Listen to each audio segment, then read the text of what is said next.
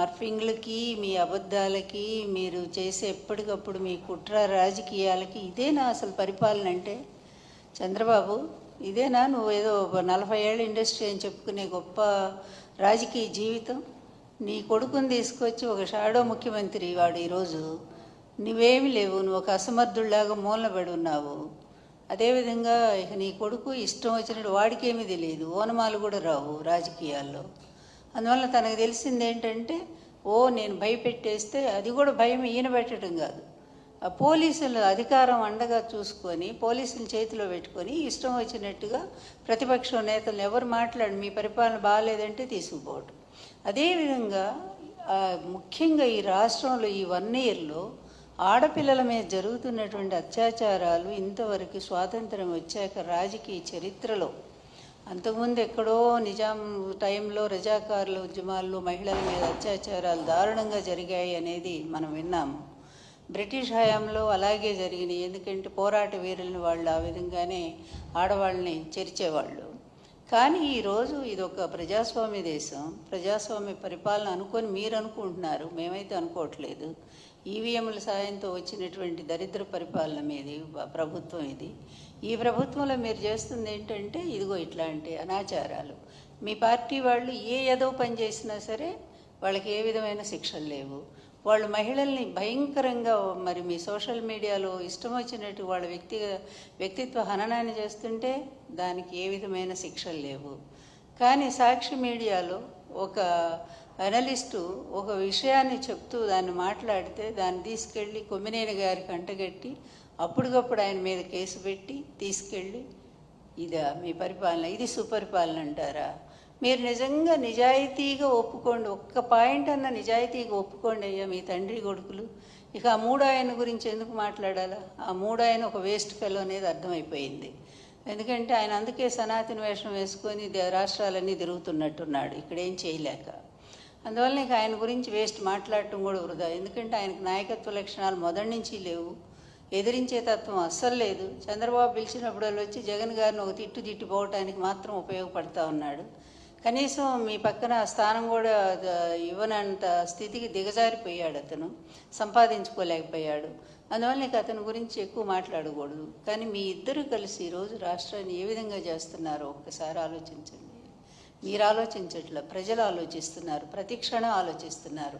ఎందుకంటే శ్రీశ్రీ గారు అన్నట్టు మదమెక్కిన తురంగాలు అన్నట్టుగా మదం పట్టినటువంటి గుర్రాలు లేకపోతే ఏనుగులు ఇవన్నీ కూడా ఇష్టం వచ్చినట్టుగా ప్రవర్తిస్తూ ఉంటాయి. వాటికి ఉచ్చము నీచము జ్ఞానము ఏమీ తెలియదు. అవి ఎక్కడ పడితే అక్కడ ఎట్లా పడితే అట్లా పరిగెడతాయి, అన్నిటిని నాశనం చేస్తాయి. ఈరోజు రాష్ట్రాన్ని నిజంగా గుడ్ గవర్నెన్స్ అంటే జగన్ గారి టైంలో ఒక పద్ధతిగా జరిగింది.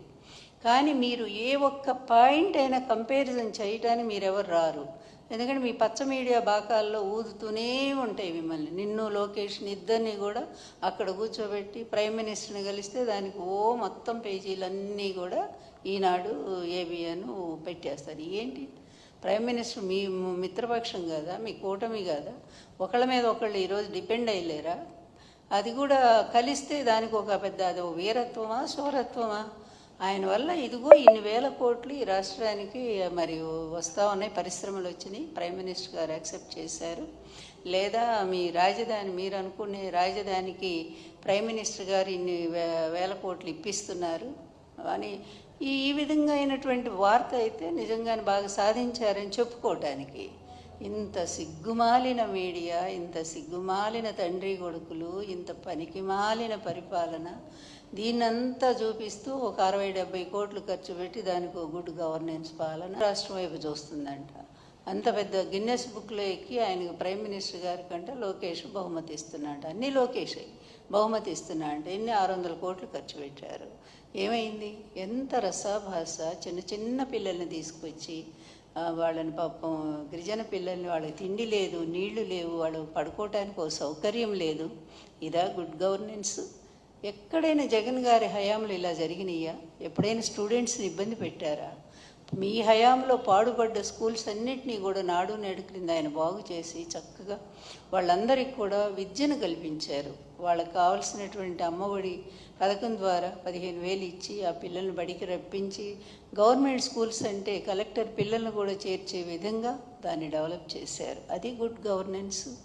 అలాగే మహిళలకు చూస్తే ముఖ్యంగా పక్క రాష్ట్రంలో ఎక్కడో ఆ అమ్మాయి మీద అత్యాచారం జరిగి చనిపోతే ఇక్కడ ఉన్నటువంటి ముఖ్యమంత్రి గారు జగన్ గారు స్పందించి అప్పటికప్పుడు దిశ యాప్ తీసుకొచ్చారే, దిశ చట్టం కూడా తెచ్చారు. అయితే అది ఇంకా కేంద్ర గవర్నమెంట్ ఒప్పుకోలేదు.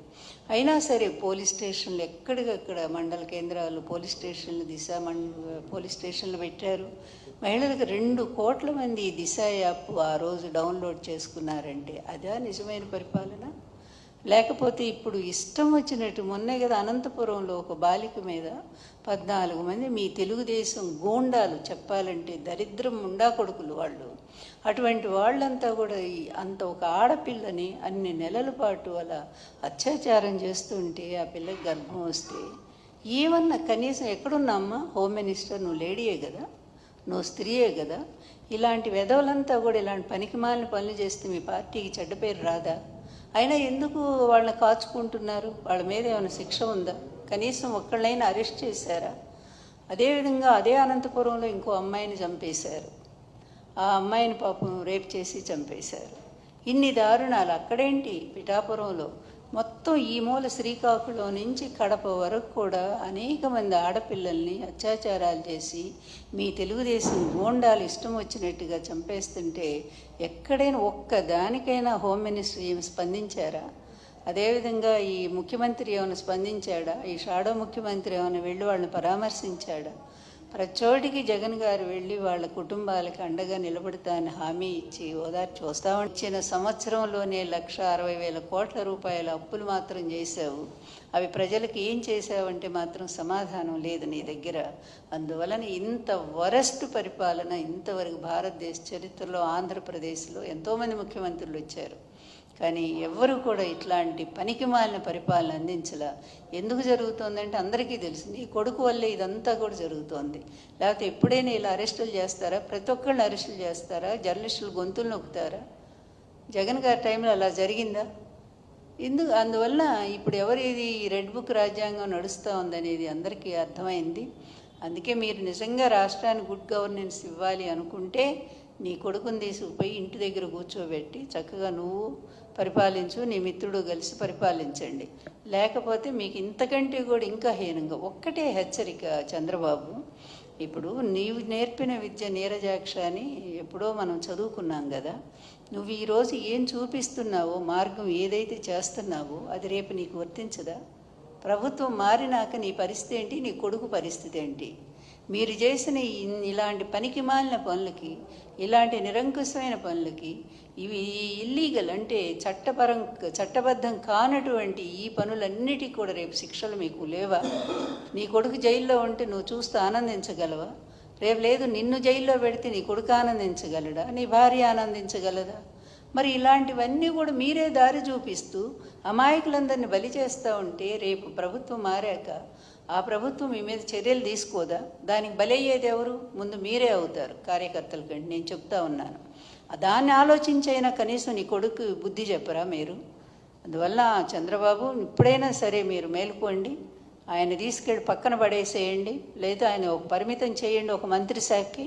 అంతే తప్ప ఇష్టం వచ్చినట్టుగా రాష్ట్రాన్ని ఆయన చేతిలో మాత్రం పెట్టకండి అనేది నేను నా సీరియస్ వార్నింగ్.